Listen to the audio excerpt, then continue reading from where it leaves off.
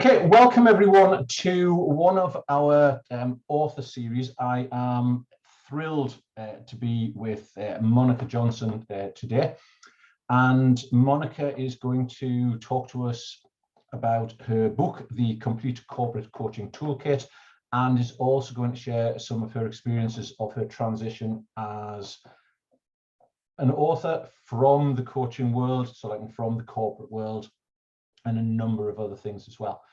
So let me tell you a little bit more about Monica. Monica Jonsson pioneered the corporate coaching sector in Luxembourg and is founder of the country's first and leading coaching practice, and correct me, Monica, if I mispronounce this, Coach Dynamics, from 2003. So based in Luxembourg, she coaches senior executives and entrepreneurs in the global business community.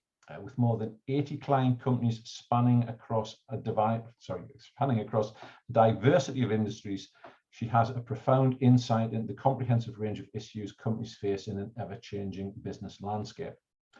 Monica is an accredited master coach. She has a master's in neuro-linguistic programming, or NLP, and holds a degree in economics from the University of Stockholm. She has worked in predominantly international environments in Sweden, Hong Kong and Luxembourg. Prior to becoming a coach, she worked in the telecommunications sector for Telia, Hong Kong Telecom, Mac and IBM. Her experience covers a variety of areas, including strategic consulting, marketing, sales, service development and supplier management. In addition to coaching and running her company, Monica moderates and participates in panel discussions with corporate executives to raise awareness around the importance of leadership, corporate culture and gender balance. She is the author of the book, The Complete Corporate Coaching Toolkit, the quintessential guide for 21st century business coaches and leaders, which has been published earlier this year. I do love the word quintessential. Yeah, you very rarely get the chance to use that in everyday conversation. So Monica, before we start really getting into more information, about your background, about your book, and everything associated with it, tell us something that is a fun fact, or something that that people might not know about you, that that just lets others know that, well, clearly Monica is human after all. So first of all, thank you so much for inviting me to this author series. It's such a pleasure to be here with you today. So I'm Swedish, and something that I think a lot of people don't know about me is that when I was around 12 years old, I was in a choir that sang on an ABBA album, the Voulez-Vous album. I'm one of the choir members that sang in the song I Have a Dream. And so when I tell people that, that's like, wow. And that was very wow at the moment and still today. So that's a fun fact about me. I'm impressed. Being I wouldn't say so. I'm an ABBA fanatic, but the ABBA songs are very difficult not to not to sing along to. Yeah. So I am suitably impressed. Thank you for that. Okay, so let's start. As another song would go. Let's start at the very beginning. And why did you leave the corporate world, to become a coach? So I left the corporate world because I didn't really feel fulfilled there anymore, and because my goals had kind of changed. I had a certain view in mind that I wanted to take myself to the top of the house of one of these very big telecom corporations. And when I became quite a senior executive, I all of a sudden, started to realize that wasn't really what I wanted to do. So I left corporate world and gave myself 6 months to figure out what I wanted to do. And when you've had a goal in mind and all of a sudden you realize you don't want to do that goal, that can be quite unsettling. And so then the question, of course, becomes, what do you want? And I didn't know what I wanted. And so I really needed to take a time out to think about that. And I gave myself 6 months. And in the process of those 6 months, I went to the UK to visit some friends. I went to London and was in a bookshop one day and just picked up a brochure with the words coaching on it. And something happened inside of me where my heart started beating, and I thought, wow, what is this? Sort of beyond sports, what is this? And the more I read and researched about coaching, that really strongly resonated with me. Okay, yeah. Thank you. And just before we move on, what was it that that resonated with you, about coaching? What was that, that pull? It really sent me a lot back to thinking about myself as a senior exec and how much I would have loved to have a support like that within that confidentiality structure, and having that sounding board and being able to become clear with someone by my side, and also being able to sharpen certain skills, and being asked questions to take you out of your normal perspective. So I was really sort of referencing it to the career, and then understanding sort of the power that it had. And so then when I was looking here in Luxembourg, no one was doing that. So this is almost 20 years ago. And I just saw this sort of gap in the marketplace here, and just thought, wow, this can just add tremendous value. And thinking about the business world, I also felt, apart from sharpening soft skills and so on, but in addition to that, being able to encourage leaders, to encourage executives to adopt a leadership style that is also more human and more inclusive, and to contribute to make that workplace a kinder place to be.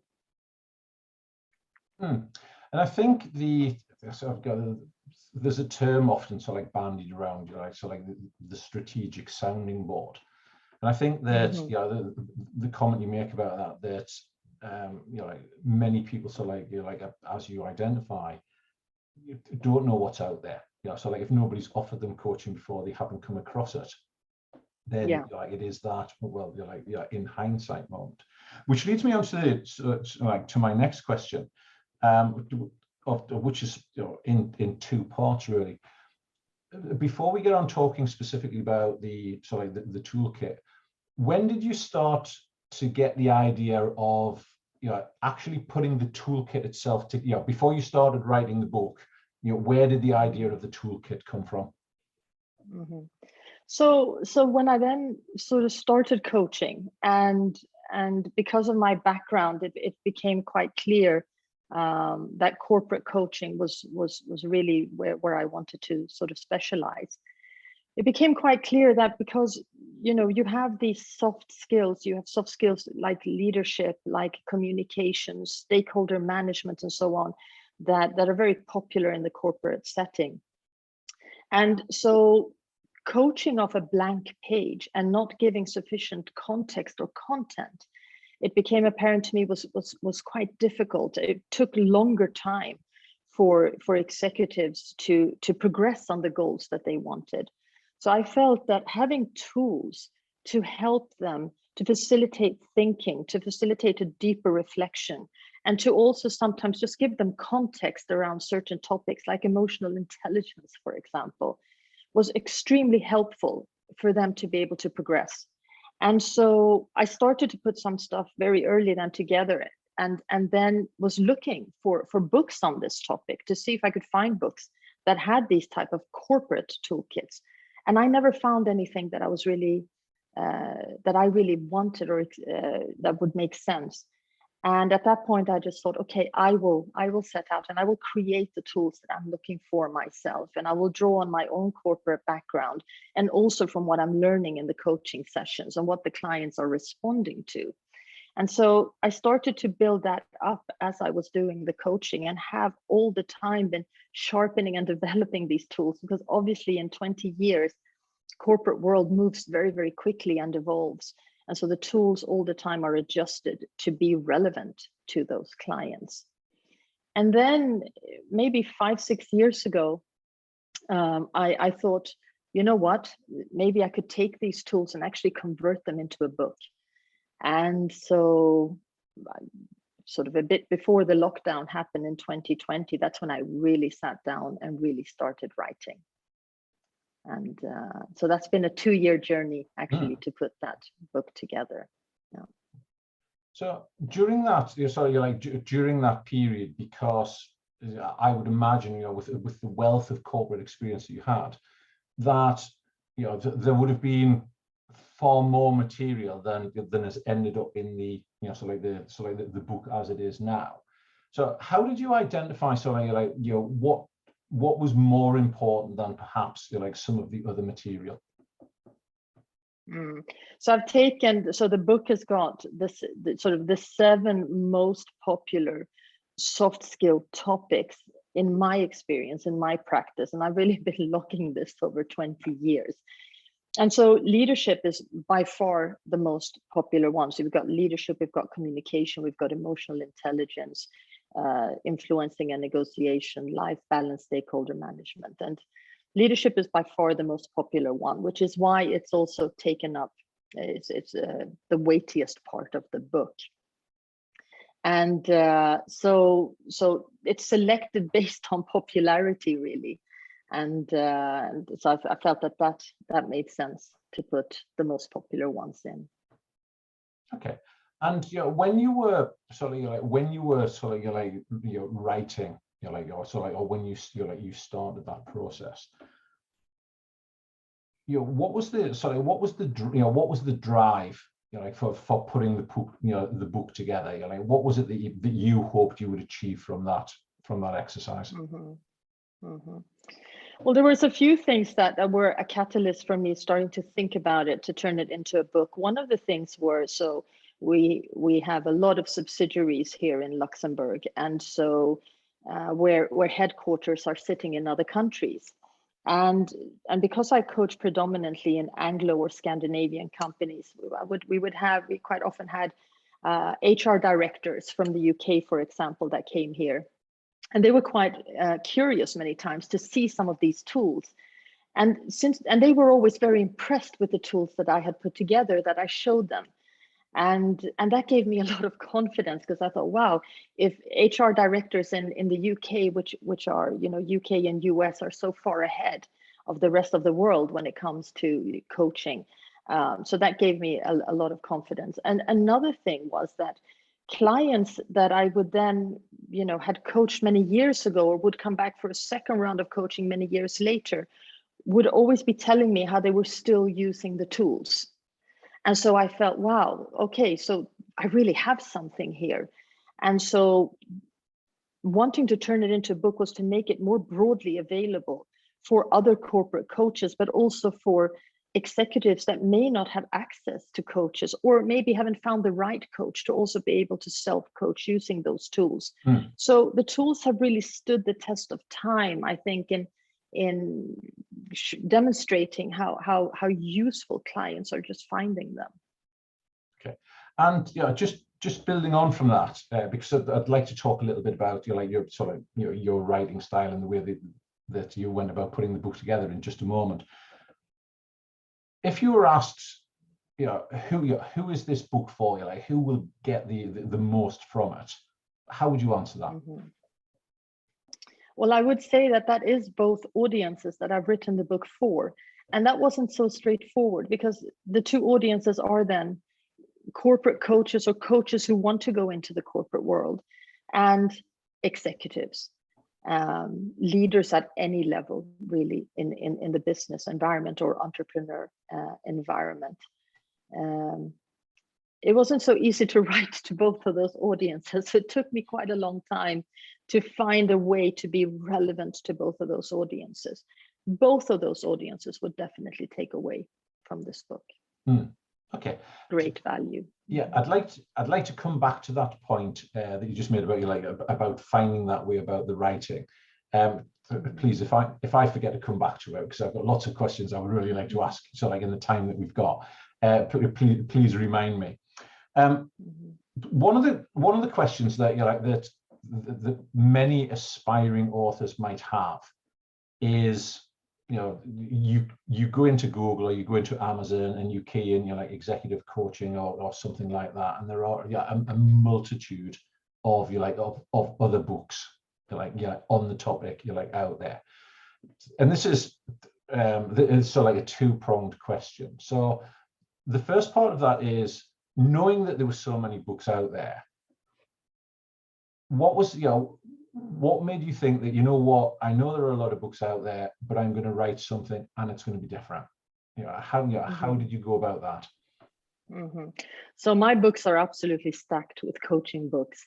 And I have kept buying coaching books over the years, and there are some fabulous coaching books out there. There's no question about that.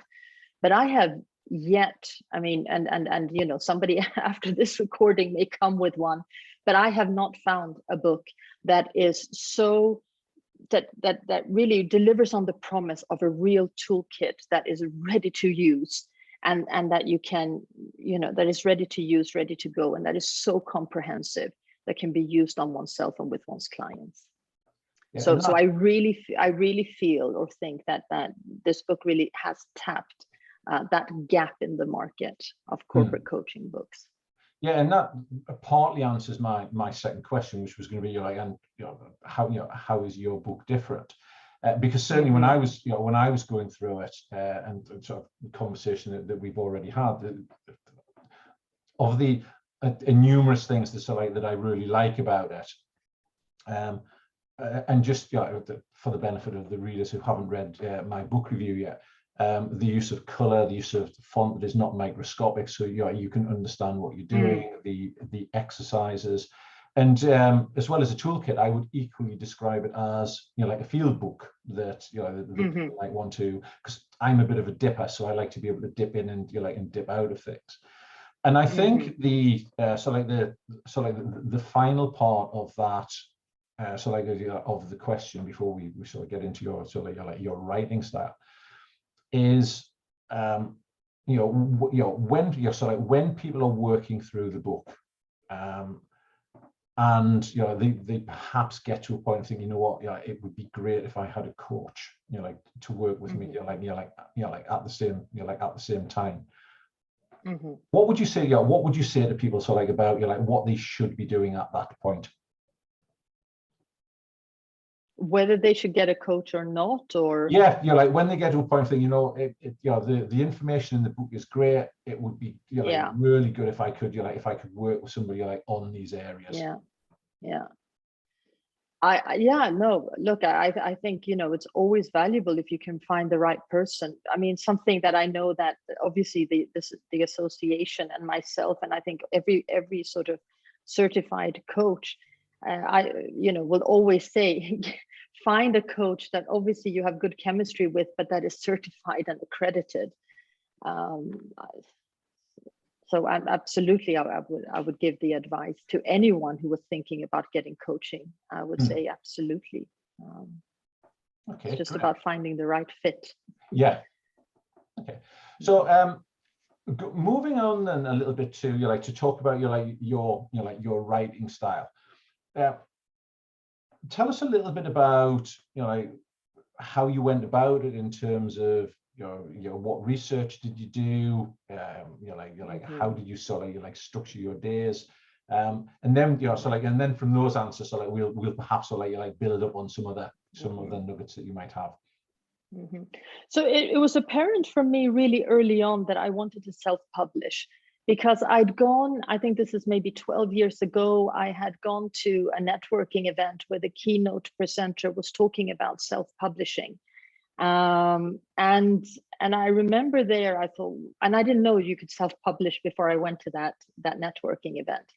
And so when I decided then that I was going to write the book, going the self-publishing route was very clear for me, because I really wanted to retain creative control of the book, and I really wanted the book to be mine. So what I did was, well, first of all, to hold myself accountable, I told everyone that I was going to do this so that there would be no way out. So I really had to do it. And then I went on Amazon and I bought a couple of, quite thin, very easy to read self-publishing books to just familiarize myself with that.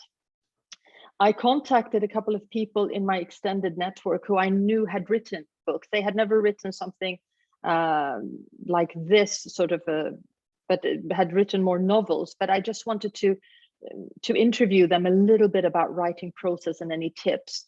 And I must say, one of the best tips I got was the writing software Scrivener. That was just such a gem, to be able to write with that software.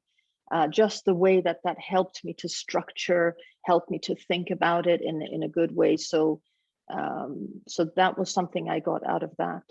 And so I was really preparing myself in that way, by doing some of this research before I sat down to actually write. Yeah. And what was your routine in terms of like writing? Did you have a sort of like a set schedule each day, or was it more like at weekends, or like how did that work? Yeah. So what I did was I used 2 summers predominantly, because the summertime is a good time to be able to for as in terms of the client meetings and everything, because as you're working, you're doing this on top of running your coaching practice. And so I knew that I had to get into a headspace where I wasn't distracted by client meetings or anything like that. And so I took the first summer, I think I took 4 weeks. Not that I was writing constantly for 4 weeks, but I had those 4 weeks to really get going. And so one of the first things I also did was I put down the structure of the book. So I really spent quite a lot of time on what was the structure going to be like in terms of content. How was I going to structure it?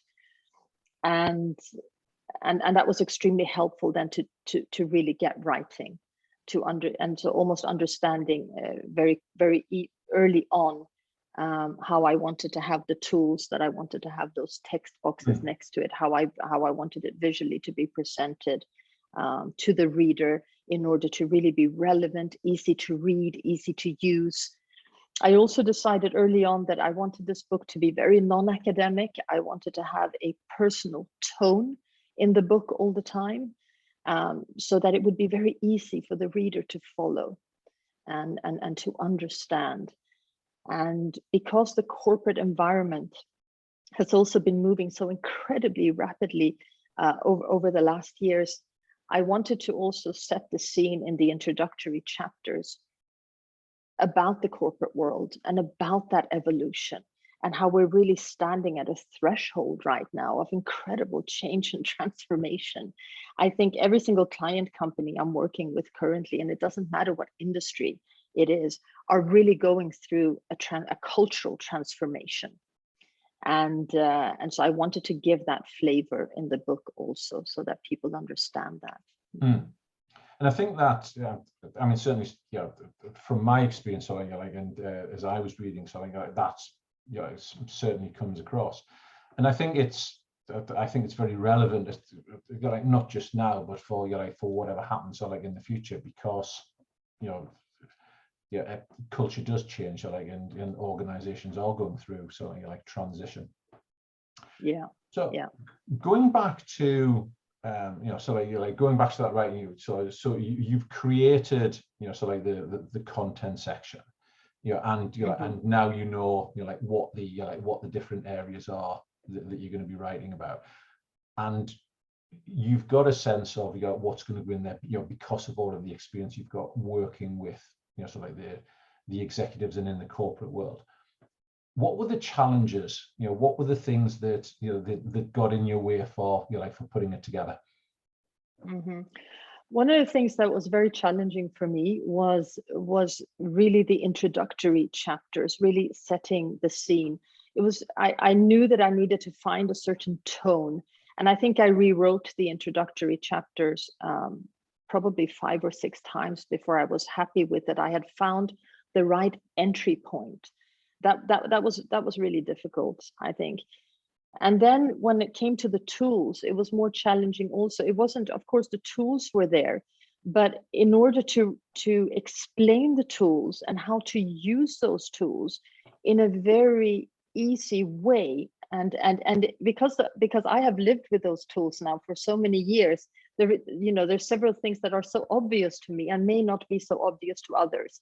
So what I also did was I had a group of 8 people with me in this journey, that I would write chunks of the book, and I would send it to the 8. And the 8 was a very diverse group, both in terms of generation and gender and where they were sitting. Some of them were coaches, some of them were not, had no idea about what coaching was, so that they could give me feedback as to how understandable this was, and if it resonated with them or not. So I was very grateful to have these 8 with me over the journey for that feedback, in order to keep me grounded, and also that I was being relevant to the reader. Okay. Yeah. And so like after the information, so like that you were sending out to to these other people, what recommendations would you give to like aspiring authors out there about like picking these so like this diverse range of people, in terms of like who should they choose, like what is the feedback that you're seeking at that point? Mm-hmm. You need to be able to pick people who will really give you that brutally honest feedback. I think that's extremely important, and one also in picking them and in asking them to do this with you, you really need to frame that and tell people that that's exactly what you are looking for, and that there is no ego play around this. The most important thing is that feedback. And of course, you'll get feedback that you don't take on board.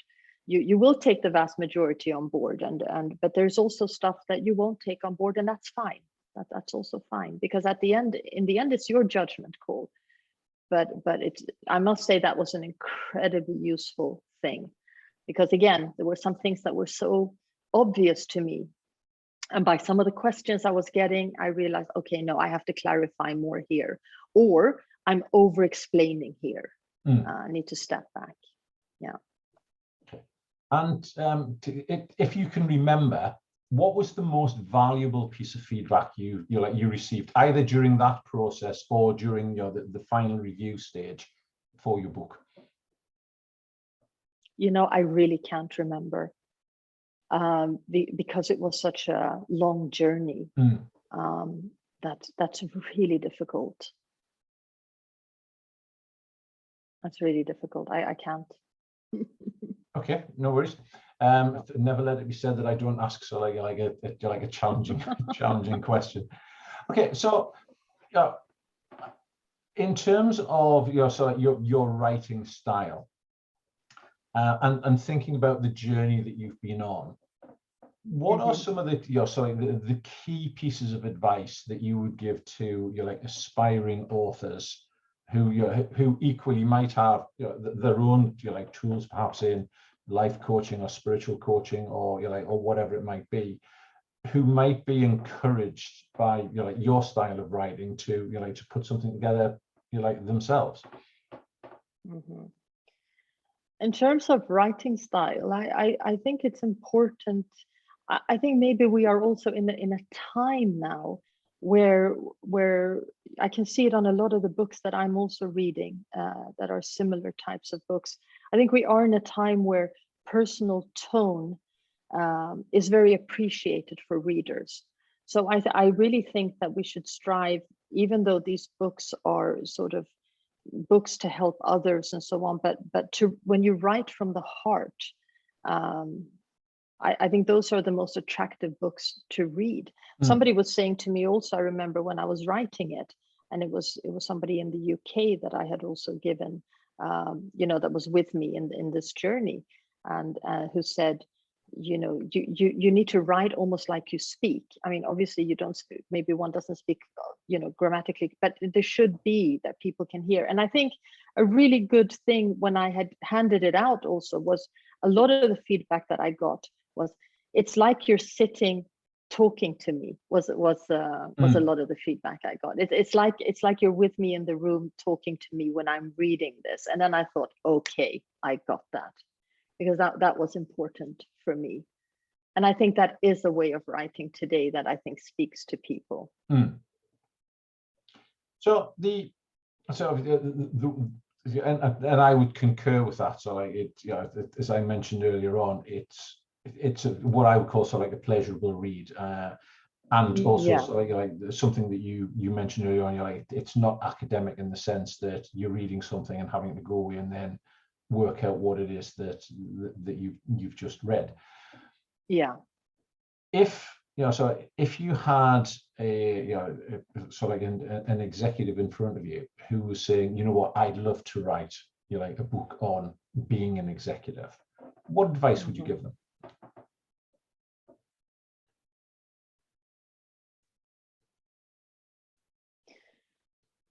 I think whatever book anyone wants to write, I think you need to go to your own why. I think you need to become very clear about your own why and your own purpose for doing it, because this is a tough journey. I've been listening to some of the other author interviews in this series that you guys have, and I was quite stunned by the statistic of only 3% of books started get completed. And so, and I kind of thought to myself, gosh, it was lucky I didn't know that when I started. But it is a tough journey, and therefore you need to understand why you want to do it, because it takes a lot of commitment. If you're doing this, and particularly if you're doing this on top of your job, your BAU, yeah. And that raises so like another point, and it's something that that I've experienced myself. That, you know, as you come to the end of a project, because you can really see the end of it, you're like, you just want to get there. And you're like, and sometimes that rush to the, you're like, the finish line, so like means that you're like, you know, you can miss things. How did you manage yourself, you're like, when you could really see, you're like, the last full stop, you know, looming towards you? It was quite difficult, because when I had finished writing the book, and I put it out for professional editing. So I'd finished writing it, I put it for professional editing. We then went I then wanted it designed also by another professional company that specializes in design. And so worked a lot with them to get the right look, touch, and feel of the book that I wanted. Those things were pretty straightforward.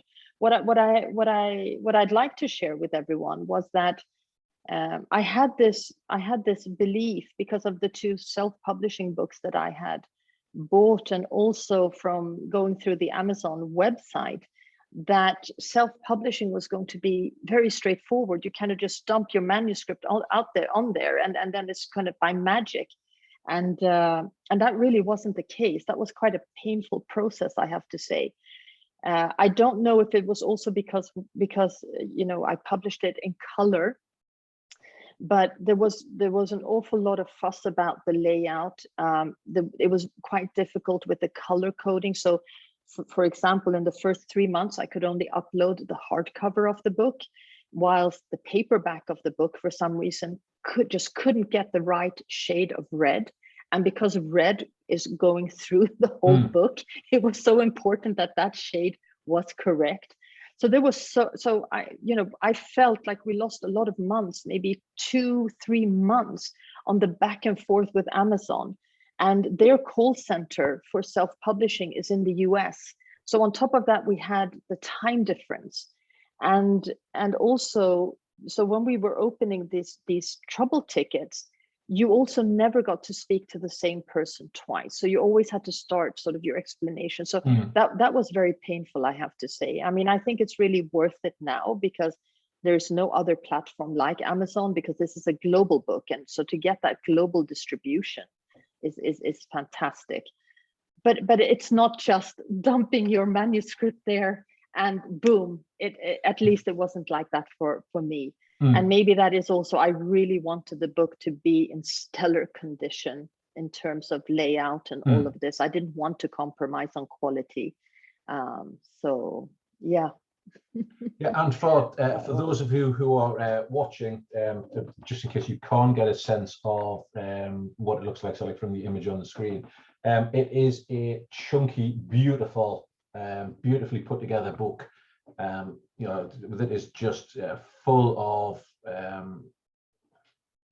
color, and as you say, so like the red that runs through it, so like it is great, and the number of quotes that are in there, so like is equally outstanding. Mm-hmm. If you had to go back in time, if you had that ability to, you know, like go back and speak to yourself before you started, you know, and give yourself some advice, what advice would you have given yourself,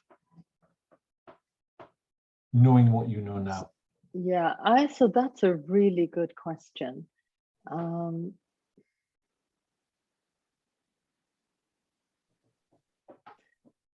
Maybe to be more patient with the process, because I think, you know, the stuff that you have control over yourself, I do think I set myself up to try to create the best possible conditions for myself, knowing how I'm wired. That's why I use the summers to really, you know, be able to get going with it and so on and so forth. But the whole Amazon process, I very often got extremely frustrated with that, and so but also you're learning. I think you know, second time round, if I do this again, obviously there's a learning curve here, so you know, I will know so much more. But I think I very often felt and I wasn't clear about what the next things were going to be. And that's a bit unsettling when you're doing something for the first time that is so big also. The project is so big. And I remember many times having the feeling of overwhelm. But then, you know, since you're a coach to others, you need to self-coach also. And you need to, you know, have that self-dialogue, take a step back from it, break things down into manageable chunks. And a mantra that I had for myself a lot was, you can only do one thing at a time. So what is the next logical thing that you need to do? I'm now in the marketing phase, and I have to say, it's true what they say. I mean, that this is a really big, chunky piece. If you are not a marketeer, it's very easy to get overwhelmed. And I have been doing a lot of my marketing now on LinkedIn. I had a big launch event last week, and I had that, and one can see it here on the slide. I had it in one of the castles here in Luxembourg, and it was a very successful event. But then on the back of that, of course, comes now, I need to, so again, I'm taking quite some time this summer to try to figure out, I know I need some support in the marketing. I don't really know exactly what I need yet. I need to figure that out. I need to figure out what I'm going to do with social media. I need to figure out who can help me with that.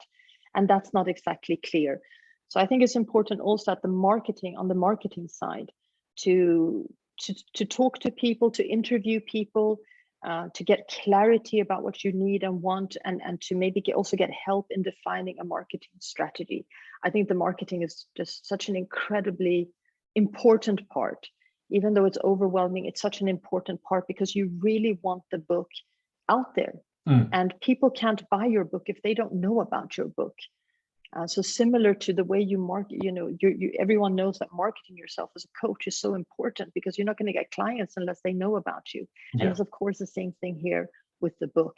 But where we don't have expertise, I think it's important that we find people who do, and that we interview them, and we need to figure that piece out. Because marketing, it's as big as you want it to be, or it can be, you know, you decide to go like this.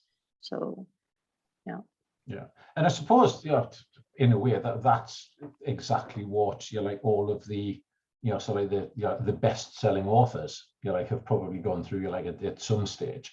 And I was going to quote some, but all the ones that I can see the pictures of the books for, so I have just left my mind. You know, the likes of, like Terry Pratchett, like, for example, that, you know, that first book that they write out there, or, you know, the people who write about, you know, so like the Jack Ryan series, you know, like for example. Yeah. Okay. I've just got a couple of final questions because I'm mindful of time. One of the things that I would like to ask, what was it like? When you were in that castle, doing that book, that day, where you're launching your book, you've got all of these people there, your book is on display for everyone. What was that experience like for you? So I mean, it's really interesting, and I don't know if this resonates with other people who have finished a book, but you, on the one hand, you are really proud, and of course, when people are coming, so we had like 150 people at that event, and so you're very proud and you're very grateful that all these people are coming there and celebrating this with you, and they want you to sign the book and all of this. That's on the one hand, but there's also a mixed another feeling, which is very weird, which I had not anticipated. There's also it's like a void. There's a feeling of almost emptiness, which is quite bizarre. And I've been researching this feeling of emptiness a little bit, and I've come to realize that a lot of people that release maybe an album or release a book or release a movie or whatever can often feel that way, because you think that when you finish it, you think that you're going to be woohoo, you woo woo woo, but you don't really have that. You more feel a bit of emptiness because you've now released it into the world, and I think so. It's a very funny feeling because there's so many emotions mixed together. But I am very proud, and I have to say that the feedback that I have received so far is extremely encouraging. So I am very, very grateful. And being able to sell it on Amazon, I've already sold, I'm already selling steadily here in Europe and selling in the US. I've already sold in Australia and in Asia. So, and it's very early days. So that's very encouraging. But I do know that these marketing efforts need to continue. I'm very mindful of that. Yeah, you need to continue to build that momentum. And one of the things that we haven't talked about is that whoever buys the book, so like if they wanted to, there is a facility, so like via your website, to gain access to to those tools. The tools. Yeah, could you just tell the viewers so like a little bit more about that? Yeah.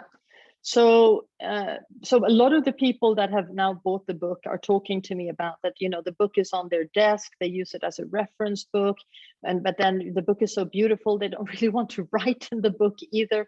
And of course things also evolve, so your answers, after 3 months could have changed and things like that. So we decided early on to also put the tools on the Coach Dynamics website, so that people can go in and access and download those tools. We've had a little bit of technical issues with that. So today we are the 14th of July. I'm hoping to have all of those issues resolved early next week.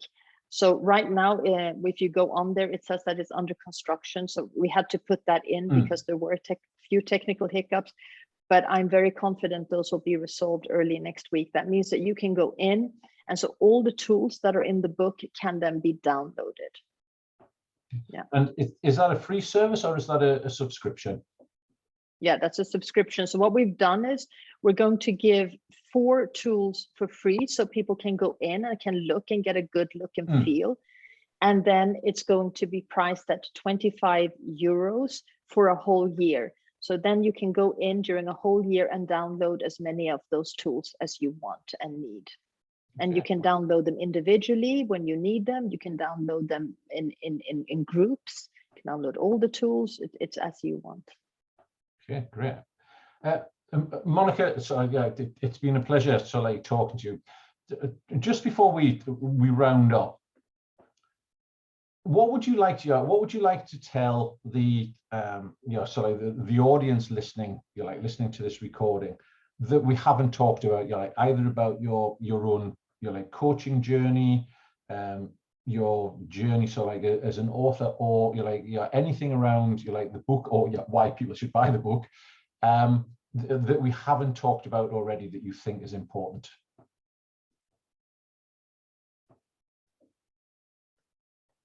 Yeah, another good question. I actually think that we have covered we've covered a lot. in these 30 minutes that we've been talking. So I would absolutely encourage anyone listening to this that is interested in being more effective in their work in the corporate world, be it that they are have any kind of leadership position or interested in leadership or being a corporate coach. I know firsthand how incredibly useful these tools are for coaches and for the clients. So I would encourage anyone to have a look at the reviews. There's already a lot of reviews on Amazon. There will be a book review on the IAPC&M network website. So yeah. Okay, great. I'm just gonna before I officially say thank you and goodbye, I just want to add a few comments from my own experiences from reading the book. I'm gonna unashamedly wave it again.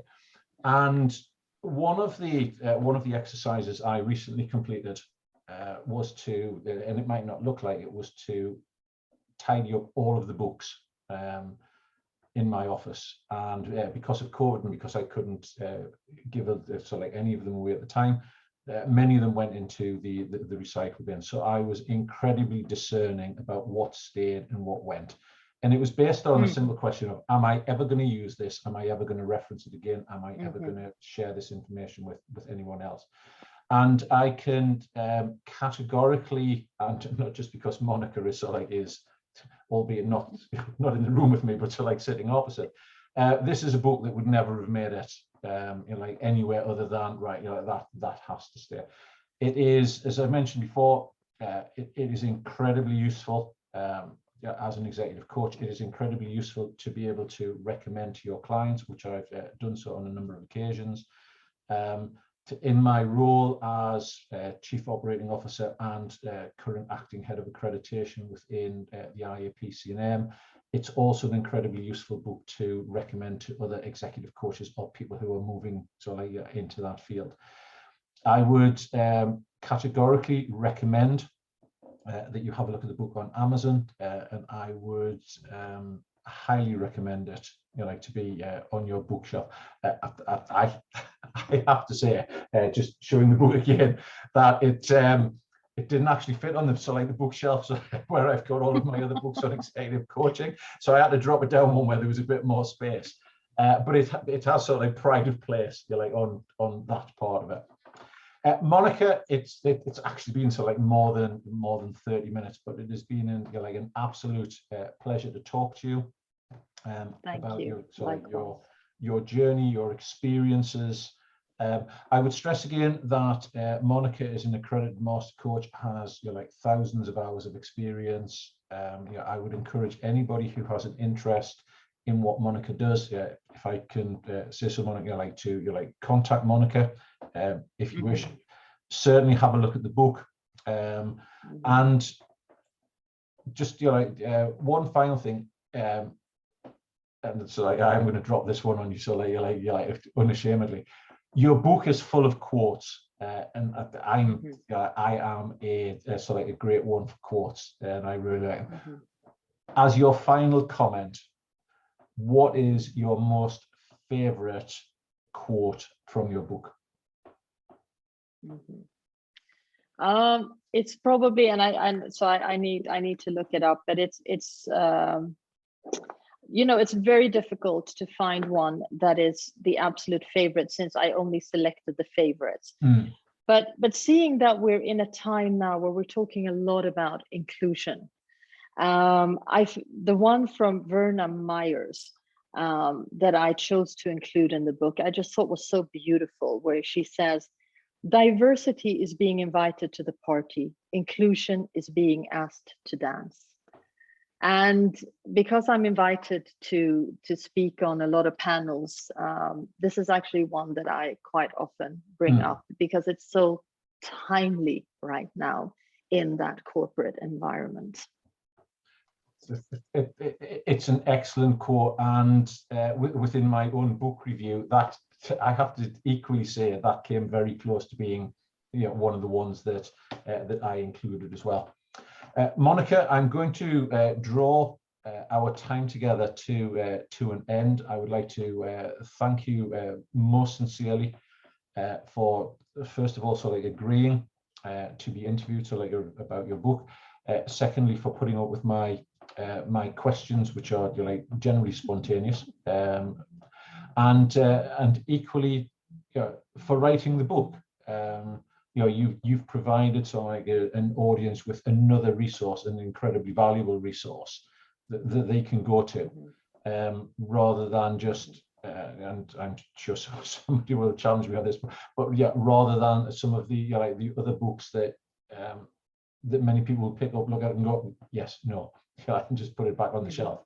In the days that we used to visit bookshelves.